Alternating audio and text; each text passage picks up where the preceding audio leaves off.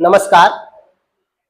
आज इस वीडियो में हम उत्तराखंड में जो हम अंग्रेजों का शासन पढ़ रहे हैं, ब्रिटिश शासन के तहत आज का जो हमारा पॉइंट है वो है उत्तराखंड में उद्यान विकास। क्या है बेटा? उत्तराखंड में उद्यान विकास। ये बहुत ही महत्वपूर्ण टॉपिक है। इससे पहले भी हमने महत्वपूर्ण टॉपिकों पर ही बात की है और जो उद्यान विकास होगा इससे संबंधित भी पेपर में बहुत सारे प्रश्न एग्जाम में पूछे जा चुके हैं और बहुत सारे ऐसे प्रश्न जो अभी तक नहीं पूछे गए लेकिन उनके पूछे जाने की बहुत सारी संभावनाएं हैं। ये टॉपिक आपके उत्तराखंड में, चाहे आप यूकेपीएससी का पढ़ रहे हो, चाहे आप यूकेएसएससी की कोई भी एग्जाम दे रहे हो, उन सब के लिए महत्वपूर्ण है। मगर खासकर वन विभाग हो गया, जो जितने भी वन दरोगा या फिर वन जो तुम्हारे वन रक्षक वाले जो एग्जाम होते हैं उनके लिए तो ये ज्यादा ही महत्वपूर्ण हो जाता है। ठीक है, तो हमारा टॉपिक है उत्तराखंड में उद्यान विभाग। इस पर हम एक एक पॉइंट पर बात करने वाले हैं, इसलिए आपका ध्यान यहाँ होना चाहिए। मगर इससे पहले मैं वीडियो की शुरुआत करूं, अगर आपने अभी तक हमारे चैनल को सब्सक्राइब नहीं किया तो कर लें और बेल आइकन को जरूर प्रेस करें, क्योंकि बेल आइकन के द्वारा ही हमारे द्वारा डाले गए प्रत्येक वीडियो का नोटिफिकेशन सबसे पहले आप तक पहुंचता है। हाँ, जिन्होंने चैनल सब्सक्राइब कर दिया है वो वीडियो को जितना हो सके उतना शेयर कीजिए और लाइक करना बिल्कुल भी ना भूलें। तो चलो शुरुआत करते हैं उत्तराखंड में उद्यान विभाग विकास की। अगर मैं उत्तराखंड में उद्यान विकास की बात करूं तो ये व्यवस्थित रूप से उद्यान का जो विकास हुआ वो अंग्रेजों के बाद ही हुआ। वैज्ञानिक तरीके से उद्यान का विकास, उद्यान का मतलब गार्डनिंग, समझ रहे हो कि नहीं? गार्डनिंग जो है उद्यान विकास, तो अंग्रेजों के बाद ही इसका व्यवस्थित रूप से इसका विकास शुरू हुआ। अंग्रेजों के बाद से ही उद्यान विकास को लोगों ने व्यवसाय से जोड़ा, प्लस इसे व्यापारिक दृष्टिकोण से महत्वपूर्ण माना अंग्रेजों के बाद, जब अंग्रेज आए। लेकिन पॉइंट है कि सर अंग्रेजों की पहले की क्या स्थिति थी? क्या उससे पहले यहाँ उद्यान नहीं होते थे? बिल्कुल, अंग्रेजों से पहले भी यहाँ उद्यान थे, लेकिन उतने बड़े लेवल पर, उतने व्यवस्थित लेवल पर नहीं थे।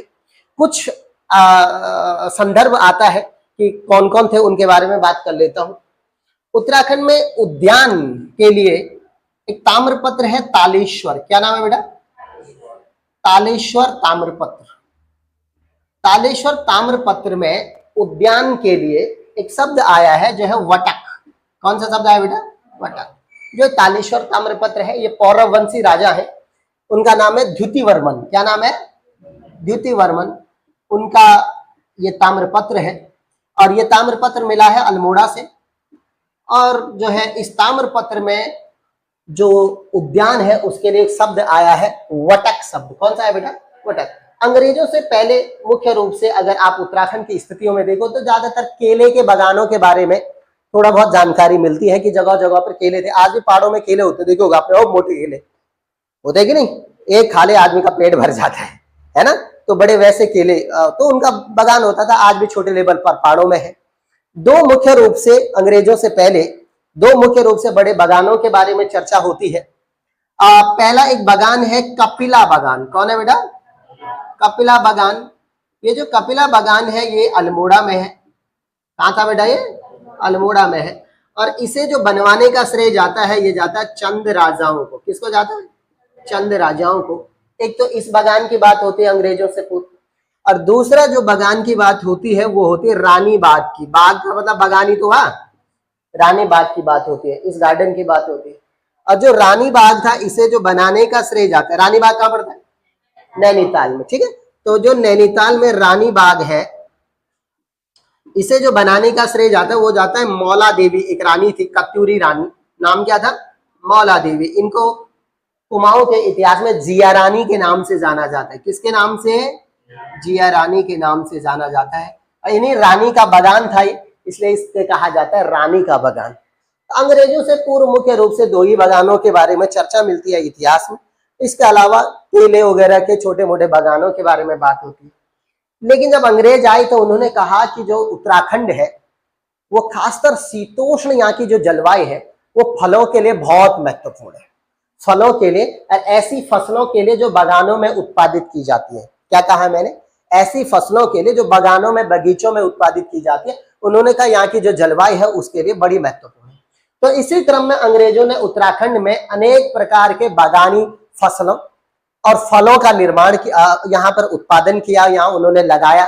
तो कौन कौन से थे? जैसे इनमें अगर मैं बात करूं तो उन्होंने यहाँ पर चाय की खेती बड़े लेवल पर लगाने की कोशिश की, करने की कोशिश की चाय की खेती।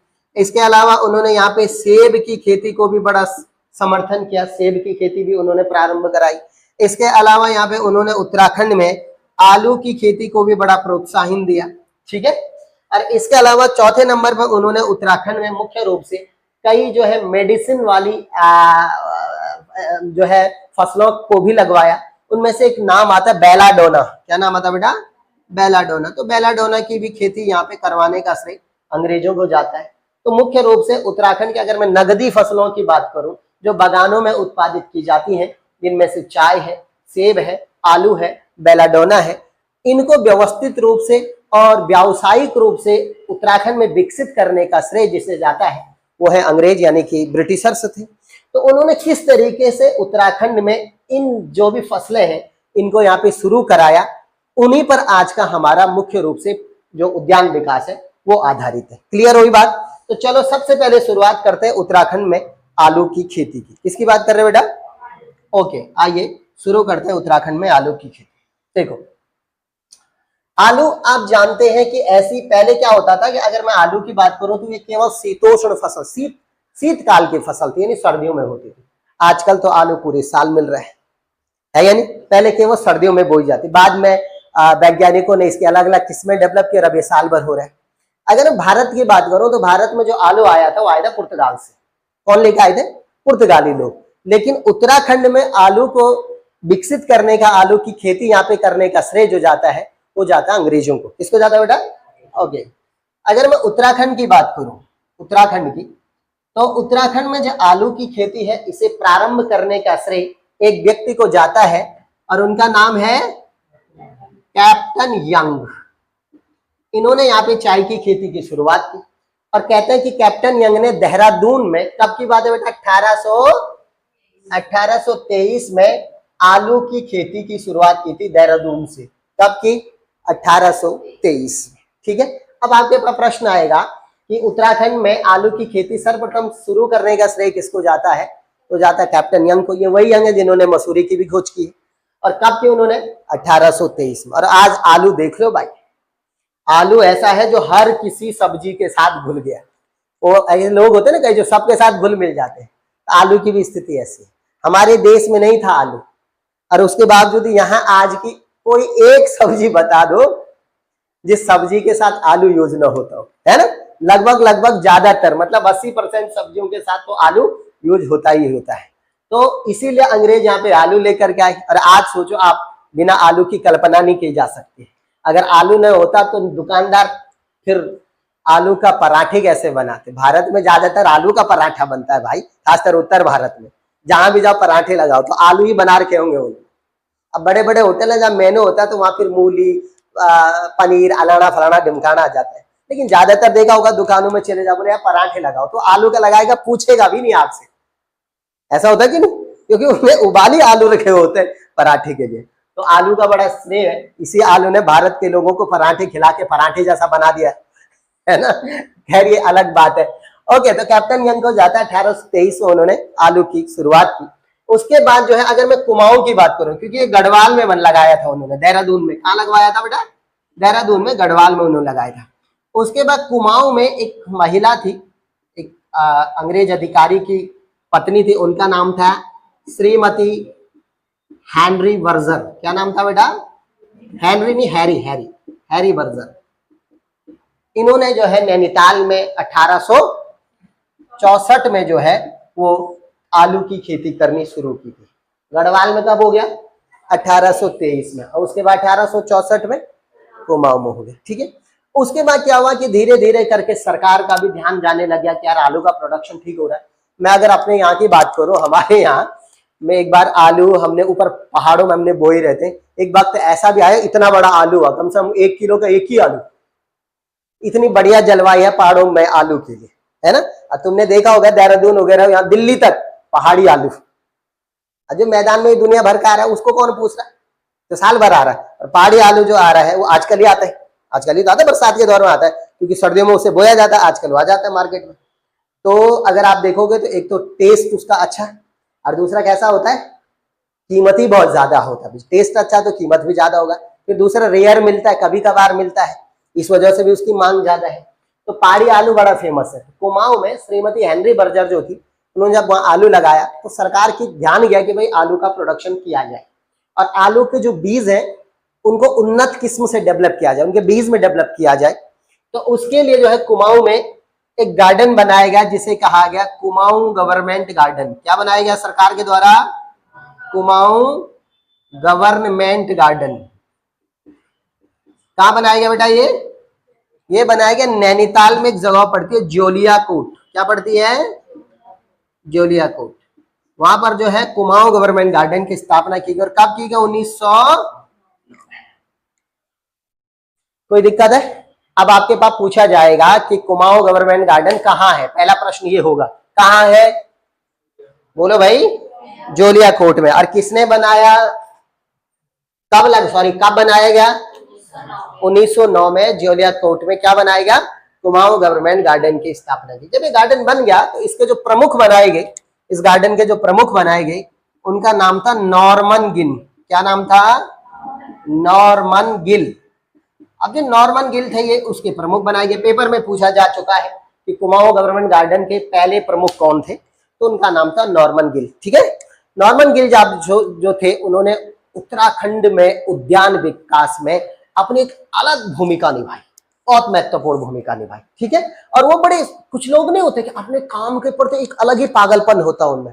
तुमने एक चीज देखा होगा कि कई लोग ऐसे होते हैं कि जो अपने काम के प्रति उनमें बिल्कुल पागलपन होता है, वही लोग सक्सेस होते हैं। ऐसे व्यक्ति थे नॉर्मन गिल साहब। वो अपने काम के प्रति बहुत डेडिकेटिव थे। जैसे डिटिस बेंटिस साहब, आपको मैं पढ़ा चुका हूं डिटिस बेंटिस के बारे में, उसी तरीके से नॉर्मन गिल साहब भी जो थे, उन्हें कुमाऊं गवर्नमेंट गार्डन का प्रमुख बनाए। ठीक है। अब जब इनको प्रमुख बनाया गया तो उन्होंने जो है आलू पर अनुसंधान करना शुरू किया और उन्होंने आलू की जो पहली किस्म बनाई, उस किस्म का नाम था लॉन्ग कीपर। क्या बनाए बेटा? बिल्कुल, लॉन्ग कीपर नामक जो है उन्होंने एक आलू की किस्म बनाई। किसने बनाई? नॉर्मन गिल साहब ने आलू की किस्म बनाई जिसका नाम था लॉन्ग कीपर। क्लियर हुई बात? कोई दिक्कत है? ठीक है। अब पूछा जा सकता है कि उत्तराखंड में लॉन्ग कीपर किसकी प्रजाति, किसकी किस्म है, तो उत्तर क्या होगा? या पूछा जा सकता है कि नॉर्मन गिल द्वारा बनाई गई आलू की किस्म का नाम क्या था? आपका उत्तर होना चाहिए लॉन्ग कीपर था। ठीक है। इन्होंने आलू के प्रोडक्शन को इतना महत्व दिया कुमाऊं में कि कुमाऊं का जो आलू था वो बाहर मैदानी क्षेत्रों में आकर बिकने लगा और बहुत ही ज्यादा ब्रांडेड के नाम से बिकने लगा। और जिस ब्रांड के नाम से वो बिकने लगा उस ब्रांड का नाम था नैनीताल ब्रांड। क्या नाम था बेटा? तो कुमाऊं का आलू अंग्रेजों के जमाने में किस ब्रांड के नाम से बिकता था? आज भी आलू की बहुत सारी किस्म होती है, गोल्डन है, कुफरी है, पता नहीं क्या क्या, एक से किस्म है आलू। तो उस समय जो है वो किस्म था, किस्म तो लॉन्ग कीपर थी, पर ब्रांड था नैनीताल ब्रांड। ब्रांड का नाम क्या था? किसने डेवलप किया था? तो डेवलप करने का श्रेय, विकसित करने का श्रेय जाता था वो थे नॉर्मन गिल शाह। क्लियर हुई बात? अच्छा, नॉर्मन गिल के बारे में कुछ और जानकारी समझते हैं, जरा समझना जरा। कहते हैं कि नॉर्मन गिल जो थे उन्होंने कुमाऊं के उद्यान के अलावा जंगली ऐसे कई महत्वपूर्ण जो वृक्ष थे, पेड़ पौधे थे, उनको इकट्ठा करके एक संग्रह तैयार किया था। एक संग्रह, उसे हर्बेरियम आप कहते हैं, एक संग्रह तैयार किया था। और उस संग्रह का जो शीर्षक था उसका नाम था, क्या था बेटा? Flora of Kumaon. क्या नाम था? Flora of Kumaon. क्या था ये? एक संग्रह था कुमाऊं की वनस्पतियों का, जंगली वनस्पति और उद्यान की वनस्पतियों का जो संग्रह था उसका नाम रखा गया फ्लोरा ऑफ कुमाऊं। क्या ये पॉइंट आपको समझ में आए? कोई दिक्कत है बताओ? तो इस तरीके से उत्तराखंड में हमने जो अभी तक बात की वो बात की उद्यान विकास किस तरीके से हुआ, और खासकर हमने जो शुरुआत की कि वो ये कि उत्तराखंड में जो आलू है वो किस तरीके से डेवलप हुआ और किस तरीके से कुमाऊं गवर्नमेंट गार्डन ने कुमाऊं के डेवलपमेंट में, खासकर आलू के विकास में बहुत ही महत्वपूर्ण भूमिका निभाई। क्लियर हुई? आइए अगले आप शुरुआत करें। अगली जो हमारी फसल है बेटा, उस फसल का नाम है चाय। क्या नाम है बेटा? ये फसल चाय कहां से आई थी रे? चाय आई कहां से आई थी? चाय बताओ हैं? नहीं, चाइना से तो आई, पर भारत में कौन लाया? ब्रिटिशर्स लेके आए। अब जो उत्तराखंड की नहीं, देश की प्रसिद्ध पेय जिसे हम क्या कहते हैं बेटा? हर घर में पी जाती कि नहीं? हाँ, हम भारतीय लोग हैं, हम अपनी चीजें भूल जाते हैं, दूसरी वाले एक्सेप्ट करते हैं। आजकल आप किसी भी घर में चले जाओ तो आते पूछते हैं लोग, चाय पिए, चाय बनाई आपके लिए, है कि नहीं? अच्छा, कई लोग जानबूझ के पीछे की ना बोल दे, पिलाने वाला आदमी तो वैसे ही दे दे कि चलो भाई मैं चाय बना रही है ना, बना के पिला दी। कई लोग बना दे, फिर थोड़ी देर बात हो जाएगी, फिर बोलेंगे बना दे, तो आदमी बोलते चलो ना ही बनाओ, कोई दिक्कत नहीं है, ऐसा है कि नहीं? लेकिन हिंदुस्तान के प्रसिद्ध पेय, जो हिंदुस्तान का नहीं है, चाइना से आया है ना, अंग्रेज उसे हिंदुस्तान में लेकर के आए, लेकिन चाय मुख्य रूप से चाइना का उत्पाद था। अब चाइना ही नहीं, आपको तो भैया जितने भी ये पूर्वी प्रशांत महासागर, उत्तरी प्रशांत महासागर के जितने भी आइलैंड आपको मिलेंगे, दक्षिणी प्रशांत महासागर के भी जो आइलैंड वाले देश है, उनमें चाय बड़ी फेमस है। जैसे एक ताइवान की एक चाय है ओलांग टी, कौन सी टी है वो, बहुत महंगी बिकती है, बहुत महंगी ओलांग चाय, तो बड़ी फेमस चाय जो है वहां। मगर चाय इस तरीके से नहीं पी जाती है वहां क्या करते हैं, गर्म पानी किया, चाय की पत्ती डाली, उसके बाद वो कलर छोड़ा, उसको छान दिया, उसके बाद पी दिया। अब हम परसों बात कर रहे थे, हम चाय कैसे बनाते हैं, हम हिंदुस्तानी है ना, हमने तो जैसे चाउमीन है, मोमोज है, वो ऐसे थोड़ी बनाते यहाँ जैसे यहाँ बनाते। अब यहाँ चाय देखो आप सर्दियों में चाय बनाओ, उसके बाद उसमें इलायची डालो, फिर लौंग डालो, फिर काली मिर्च डालो, फिर अदरक डालो, है ना। आदमी का मन करता बोलते लास्ट में एक तुड़का भी लगा लो यार, जब इतना तुमने, है ना, ऐसी चाय बनाते हम लोग, खतरनाक, तभी तो जहर है, इसीलिए तो समस्या है ना। तो चाय बहुत ही महत्वपूर्ण है, बड़ी शौकीन है उत्तराखंड में, भारत में चाय के, उनमें से मैं भी हूँ चाय का एक शौकीन व्यक्ति, ठीक है। तो आइए बात करते हैं कि उत्तराखंड में चाय कैसे लाई गई अंग्रेजों के द्वारा, और किस तरीके से उत्तराखंड में चाय का विकास हुआ, यहाँ चाय के बगीचे लगाए गए। आपको बता दें तो आज भी उत्तराखंड में चाय, अलकनंदा घाटी में, चमोली के अलकनंदा घाटी में, इसके अलावा ऊपर की तरफ अगर आप चले जाओ तो ग्वालदम थराली की तरफ, वहां पहाड़ी इलाकों में, इसके अलावा अल्मोड़ा और पिथौरागढ़ के पहाड़ी इलाकों में जो है, नैनीताल के कई पहाड़ी इलाकों में चाय जो है वो उत्पादित की जाती है बगीचों में, क्लियर है। इसके अलावा देहरादून में अगर आप देखोगे तो ये शिमला बाईपास से अंदर की तरफ जाते तो वहां भी जो है कोलाघाट की तरफ हो गया, वहां भी चाय जो है बगीचों में उत्पादित की जाती है, पर उतने बड़े लेवल पर नहीं, छोटे लेवल पर उत्पादित की जाती है, क्लियर। आइए जरा शुरू करें कि कहां कैसे आई यहाँ चाय। अच्छा, उत्तराखंड में अगर मैं बात करूं तो जब कुमाऊं कमिश्नरी की बात हो रही है, यानी कुमाऊं कमिश्नरी में ये दौर है बेटा 1824 का, कब के बाद है, 1824 का।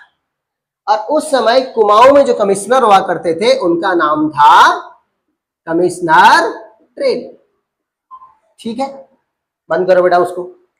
और कमिश्नर ट्रेल जो थे, उनके समय एक ब्रिटिश यात्री कुमाऊं की यात्रा पर आया और उसका नाम था बिशप हेबर। क्या नाम था बेटा, बिशप हेबर।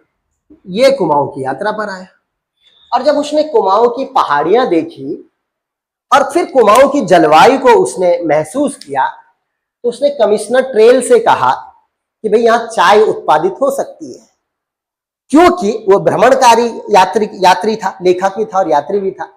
तो उसने कहा कि जो यहाँ की जलवायु और यहाँ की जो पहाड़ियां हैं वो चाइना की तरह है, और क्योंकि चाइना में चाय हो रही है इसलिए उन्होंने संभावना जताई कि कुमाऊं में भी चाय हो सकती है। किसने कहा ये, बिशप हेबर। अब पेपर में प्रश्न पूछा जाता है कि कुमाऊं में चाय के उत्पादन की संभावना किसने सर्वप्रथम व्यक्त की थी, तो वो बिशप हेबर ने की। अब जब बिशप हेबर ने की तो ये बात जो है ट्रेल ने जो है वो दिल्ली में जो उस समय वायसरॉय बैठे थे उनका नाम था लॉर्ड विलियम बेंटिक। अब वो लॉर्ड विलियम बेंटिक के पास ये बात पहुंची कि भाई ऐसा है, कुमाऊं में चाय हो सकती है। अब जब कुमाऊं में चाय होने की बात हुई, सुनना जरा सा, तो कमिश्नर ट्रेल के प्रयासों से लॉर्ड विलियम बेंटिक द्वारा एक चाय कमेटी बनाई गई। क्या बनाई गई बेटा, चाय कमेटी बनाई गई। कब बनाई गई बताओ दो, 1834 में एक चाय कमेटी बनाई गई। क्लियर है बात, कोई दिक्कत है बताओ। तो चाय कमेटी तैयार हो गई भैया। चाय कमेटी ने कहा कि भैया ऐसा है, ये बात सच है कि बिशप हेबर ने संभावनाएं जताई है वो सही है, कुमाऊं में चाय का प्रोडक्शन हो सकता है, ठीक है। अब आया समय 1835 का। 1835 में इन्होंने क्या करा, चाइना से चाय के बीज मंगवाए, और बीज मंगवा रहा उसको जो है कुमाऊं में लगवाएगा, लेकिन उस हिसाब से उतने हिसाब से प्रोडक्शन हो नहीं पाया। फिर इन्होंने क्या करा, उसी साल जो है चाइना के रास्ते, खासकर कलकत्ता में, कलकत्ता से चाय के पौधे मंगाए। क्या मंगाए बेटा? चाय के पौधे मंगाए।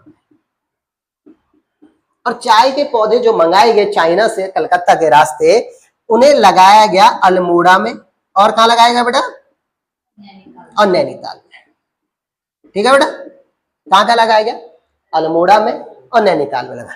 अल्मोड़ा में जहां लगाया गया उसे कहा गया लक्ष्मेश्वर गार्डन। कहां लगाया गया बेटा? लक्ष्मेश्वर गार्डन। पूछा जा सकता है प्रसिद्ध लक्ष्मेश्वर गार्डन कहां है?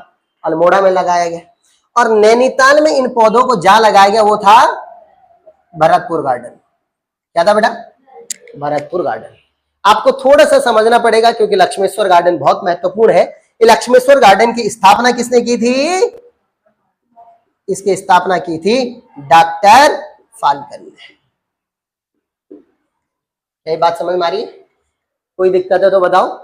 अच्छा, अब एक एक बात पर थोड़ा सा रिवीजन मारते हैं। सबसे पहले कौन आए कुमाऊं की यात्रा पर? Bishop Haber. कमिश्नर कौन थे? ट्रेल। इनके सामने बिशप हेबर ने कहा कि कुमाऊं की स्थिति ऐसी है कि यहाँ चाय का प्रोडक्शन हो सकता है, क्योंकि यहाँ की जो ज्योग्राफिकल स्ट्रक्चर है और खासकर यहाँ की जो जो हमारी वातावरणीय दशाएं हैं वो चाइना की तरह, इसलिए यहाँ हो सकता है। तो बिशप हेबर साहब हो गए। चाय कमेटी का गठन कब किया गया? चाइना से बीज वगैरह कब मंगाए गए चाय के? वो उस हिसाब से सफल नहीं हुआ। चाय के पौधे मंगाए गए, कब मंगाए गए? उसी साल 1835 में। और जो उन्हें कहाँ लगाया गया? अल्मोड़ा के लक्ष्मेश्वर गार्डन में लगाया गया और नैनीताल के भरतपुर गार्डन में। लक्ष्मेश्वर गार्डन बड़ा फेमस है चाय की प्रोडक्शन के लिए। पूछा जाता है लक्ष्मेश्वर गार्डन की स्थापना किसने की? तो आपका उत्तर क्या होना चाहिए? डॉक्टर फाल्कन साहब ने लक्ष्मेश्वर गार्डन की स्थापना की। क्या ये बात क्लियर हुई? कोई दिक्कत है तो बताओ, बोलो बोलो अगर कुछ भी पूछना है तो। अब देखो, अब जो है इसके बाद क्या हुआ? 1838 का एक दौर आया। 1838 का एक दौर आया और 1838 में क्योंकि सरकार कोशिश तो कर रही थी चाय को प्रोडक्शन को बढ़ाने की, या चाय की खेती को करने की कोशिश कर रही थी सरकार, लेकिन उस हिसाब से सफल नहीं हो पा रही। तो इन्होंने एक अधिकारी था, अंग्रेज अधिकारी, जिसका नाम था फॉर्च्यून। क्या नाम था बेटा? फॉर्च्यून।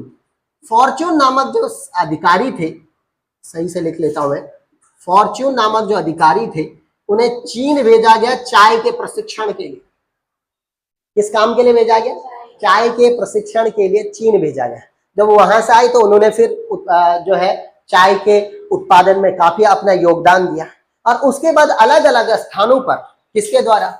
उसके बाद अंग्रेजों के द्वारा अलग अलग स्थानों पर उत्तराखंड में बागान लगाए गए और जहां चाय की खेती को शुरुआत की गई और प्रोत्साहित किया गया। तो मैं अलग अलग वो स्थान आपको जानने चाहिए कहां कहां उन्होंने लगाया।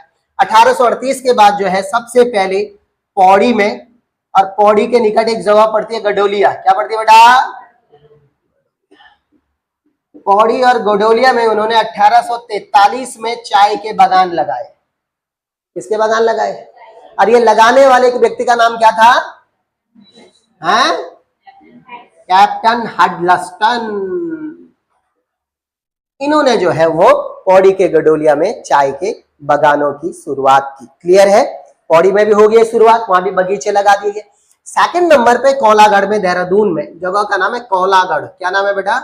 आज भी कई जगह कौलागीर लिखा हुआ, यही बात है। कौलागढ़ में जो 1844 में चाय की बागान की स्थापना की गई और लगाने वाले का नाम था हेमिशन। क्या नाम था बेटा? हेमिशन। इन्होंने जो है देहरादून में चाय का बागान लगाया। उसके बाद तीसरे नंबर पर जो है चाय के बागान जो लगाए गए वो लगाए गए कहां बेटा? भीमताल में। और भीमताल कहां पड़ता है? नैनीताल में। और कब लगाए गए भीमताल में चाय के बागान? 1928 में। और इसे लगाने वाले का व्यक्ति का नाम था मिस्टर जॉन्स। क्या बात क्लियर हुई?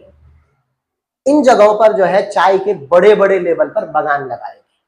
कहां लगाए गए? पौड़ी और गडोलिया में। कब लगाया गया? 1843 में। किसने लगाया? कैप्टन हडल्टन ने। हडलस्टन ने। उसके बाद कोलागढ़ देहरादून में लगाया। कब लगाया गया? किसने लगवाया? उसके बाद भीमताल में कब लगवाएगा? कब लगवाया? किसने लगवाया? Mister Johns. क्या कोई दिक्कत है तो बताइए मुझे, बोलो भाई। ठीक हो गया।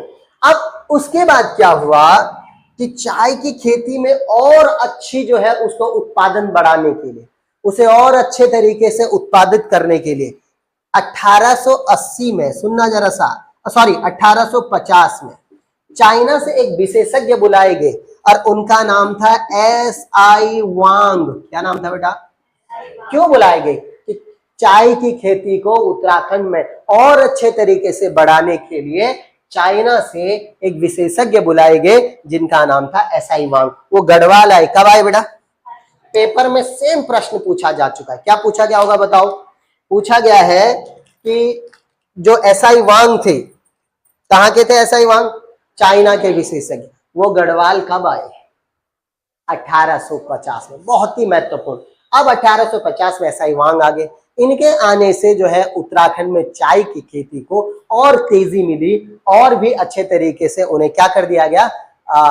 विकसित किया गया चाय के बागानों को। क्लियर है?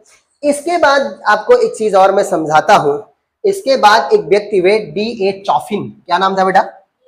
DA चॉफिन। समझना जरा सा, उनका नाम था DA चॉफिन। और DA चॉफिन साहब ने जो है पौड़ी में, वही गडोलिया, ये गडोलिया, पौड़ी के गडोलिया में उत्तराखंड की पहली चाय की फैक्ट्री खोली। क्या बोला मैंने? उत्तराखंड की पहली चाय की फैक्ट्री। समझना जरा, कहां खुली थी? पौड़ी में। किसने खोली थी? DA चॉफिन ने। समझे कौन थे ये? चाइनीज काश्तकार थे और इन्होंने उत्तराखंड की पहली चाय की खेती कहां लगाई थी बेटा? पौड़ी गढ़वाल में लगाई थी। तो ये मैंने आज आपको अभी तक जो हमने बात की वो इम्पोर्टेंट बात की है कि किस तरीके से उत्तराखंड में चाय की खेती को जो है डेवलप हुई, चाय की खेती को यहाँ पे किया गया और आज जो है थोड़ा बहुत अच्छे स्तर पर है चाय जो है उत्तराखंड की। उतने बड़े लेवल पर तो विकसित नहीं हो पाई है पर फिर भी काफी हद तक काम कर रही है। आपको बता देता हूं, चाय का उत्पादन करने के लिए नैनीताल में 5 स्थानों पर बड़े बड़े उद्यान लगाए गए। ठीक है, सबसे ज्यादा प्रोडक्शन नैनीताल में करवाने की बात हुई तो वहां 4 बड़े बड़े उद्यान लगाए गए, जिनमें से नाम आता है मिस्टर न्यूटन और मिस्टर मुलियन उद्यान जो थे वो नैनीताल में थे, है ना, मुख्य रूप से भवाली में थे।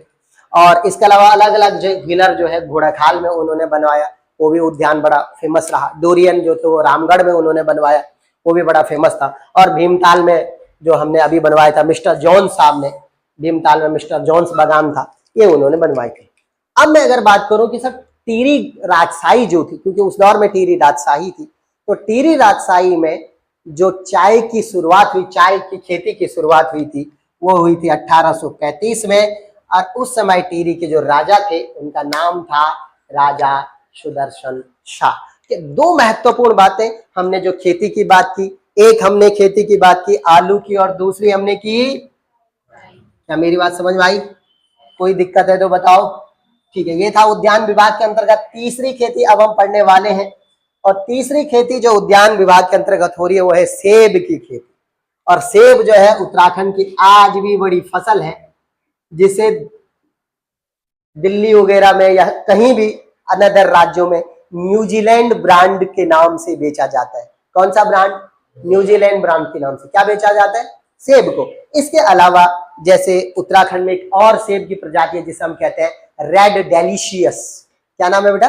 Red delicious. बड़ी प्रसिद्ध प्रजाति है उत्तराखंड की सेब की प्रजाति। लेकिन अब शुरुआत है कि सर सेब को, यहाँ पे सेब की खेती किसने शुरू करी? देखो, सेब आप जानते हैं पहाड़ी फसल है, यानी शीतकाल की फसल है और शीतोष्ण जलवायु की फसल है। उत्तराखंड में अगर मैं सेब की बात करूं तो उत्तराखंड में एक बहुत प्रसिद्ध शिकारी हुए जिनका नाम था शिकारी विल्सन। क्या नाम था बेटा? हाँ, शिकारी विल्सन। इनका पूरा नाम था फ्रेडरिक विल्सन। क्या नाम था? Frederick Wilson. इन्होंने ही उत्तराखंड में सेब की खेती की शुरुआत की थी। इन्हें शिकारी विल्सन के नाम से भी जाना जाता है। और ये रहते थे खासकर हर्सिल में। हर्सिल कहाँ पड़ता है? उत्तरकाशी में हरसिल में ये रहते थे, वहीं जो है ये शिकार वकार का भी जो काम करते थे वहीं रहते थे। तो इन्होंने पहली बार जो हरसिल में ही सेब के बागान लगाने शुरू करे, सेब की खेती शुरू करी। और जो सेब की खेती वहां पे शुरू हुई, सेब के बागान लगाने जो शुरू हुए, तो वहां पे जो सेब बड़ा प्रसिद्ध चला, जो किस्म के जो सेब चला, उस किस्म का नाम था विल्सन। क्या नाम था बेटा? विल्सन। तो विल्सन किस्म के जो है वो वहां पे सेब लगाए गए, और धीरे धीरे करके आज आप जानते हैं कि उत्तराखंड में उत्तरकाशी जो है वो सेब के प्रोडक्शन के लिए बड़ा फेमस है। वहां लोगों की आजीविका का मुख्य आधार है। क्या है बेटा? है या नहीं, ये बताओ पहले, है या नहीं? तो बड़ा फेमस है। और इसके अलावा मैंने आपको बता दिया उत्तराखंड में न्यूजीलैंड ब्राउन से एक सेब जाता है। इसके अलावा रेड डेलिशियस, क्या नाम जाता है बेटा? रेड डेलिशियस नाम से भी जो है एक बहुत प्रसिद्ध सेब उत्तराखंड से जाता है। ठीक है, तो ये था उत्तराखंड में 3 मुख्य खेती की हमने बात की। पहले हमने कहा चाय की खेती, सॉरी आलू की खेती, फिर हमने कहा सेब की खेती, और अब हमने क्या कहा? चाय की खेती भी हम बात कर चुके हैं ना।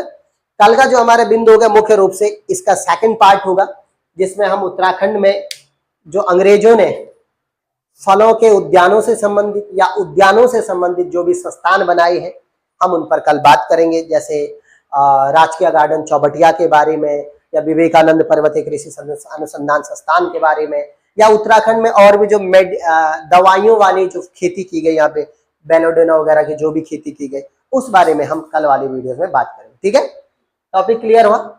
कुछ पूछना है? ठीक है, तो आज के वीडियो में इतना ही।